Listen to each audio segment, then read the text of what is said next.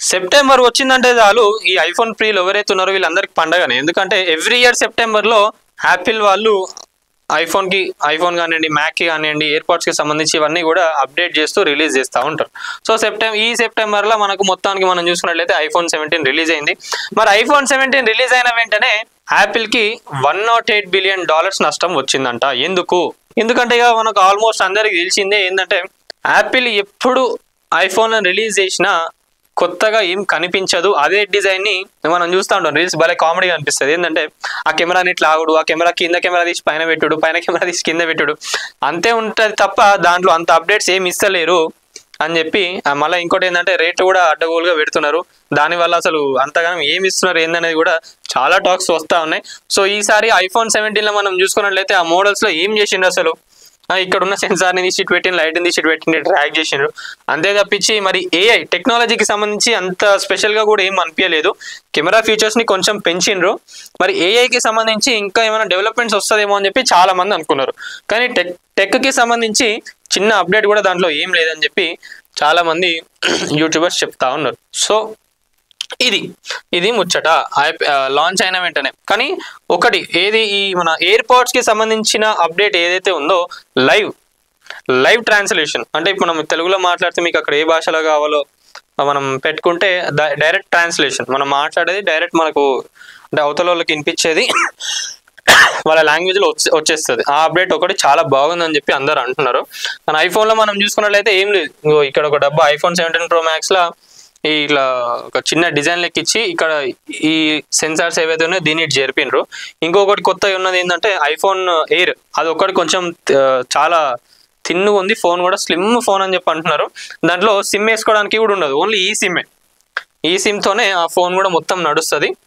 So ఇది కానీ నిజంగా అసలు చెప్పాలంటే 2TB ఏదైతే ఉందో ఆల్మోస్ట్ 2,40,000 వరకు దాని ప్రైజింగ్ ఉంటుందని చెప్పి మన దీనిలో చెప్పడం జరుగుతున్నది. సో మరి ఇంకా దీని ప్రైజెస్ ఓవరాల్గా ఎట్లున్నదో ఒకసారి ప్రతి ఒక్కరు అందరు చూసిండ్రు, మీరు కామెంట్స్లో తెలపండి. ఇంకా మీకు ఈ ఐఫోన్ ఎలా అనిపించింది ఏంటనేది కూడా ఒకసారి చెప్పండి. సో ఐఫోన్కి సంబంధించి ఇంకొక ముచ్చట కూడా నేను ఒకటి చెప్పాలనుకుంటున్నాను. ఏంటంటే రీసెంట్గా సోషల్ మీడియాలో మనం ఒక వీడియో చూస్తుంటాం ఆల్రెడీ. ఏంటంటే వాళ్ళ కొడుకు అన్నం తింటలేడు ఐఫోన్ కోసం. ఇది ఎప్పుడు ఐఫోన్ 16 వచ్చినప్పుడు ఈ సంఘటన జరిగింది. వాళ్ళ అబ్బాయి అన్నం తింటలేడంట, ఐఫోన్ కావాలని చెప్తే వాళ్ళ అమ్మ ఏం చేస్తుండే అంటే టెంపుల్ బయట పూలు అమ్ముకుంటా కూర్చునేది. సో వాళ్ళ కొడుకు బాధ చూడలేక తను చేసుకున్న సేవింగ్స్ ఏదైతే ఉందో ఆల్మోస్ట్ 1 lakh వరకు అనుకుంటా ఆ ఫోన్ కాస్ట్ అయింది. షాప్కి సంబంధించిన ఓనర్ ఏం చేసిండంటే ఆ రోజు చిన్న వ్లాగ్ చేసిండు అన్నట్టు. చాలా వైరల్ అయింది అది, ప్రతి ఒక్కరికి కూడా తెలిసి. ఆల్రెడీ చెప్తున్నా అంటే మీకు అది అర్థం అయిపోయి ఉండాలి ఏం వీడియోనో. చాలా వైరల్ అయింది అది. తన బాధని కూడా కొడుకు కళ్ళల్లో ఆనందం కోసం తన బాధ చూడలేక ఆ తల్లి బాధపడుకుంటూ ఆ పైసలు ఇంత పైసలు తను చేసుకున్న సేవింగ్స్ అన్ని కూడా ఇట్లా కట్ట తీసుకొచ్చి ఆ షాప్ ఓన్కి ఇస్తే వాడు వ్లాగ్ చేసిండు అన్నట్టుగా మీకు. సో ఇట్లాంటివి. సో దానివల్ల అక్కడ ఎంత యూజ్ ఉంది ఏంటంటే ఒకటి ఆలోచించుకోవాలి. ఏంటంటే చాలా మంది కూడా ఒక స్టేటస్ బ్రాండ్ అని చెప్పి చూస్తూ ఉన్నారు, కానీ అది మీకు ఎంతవరకు యూజ్.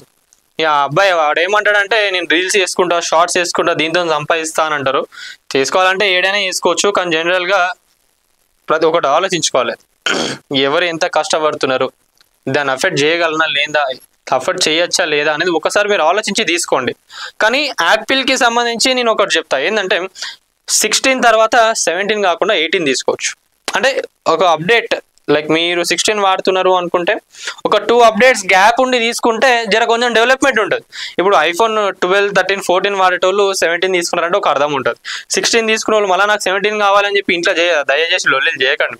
ఆల్రెడీ చూసిండ్రు కదా, అలా పెద్ద డిజైన్స్ కానివ్వండి, టెక్నికల్కి సంబంధించి కూడా పెద్ద చేంజెస్ ఏం లేదు.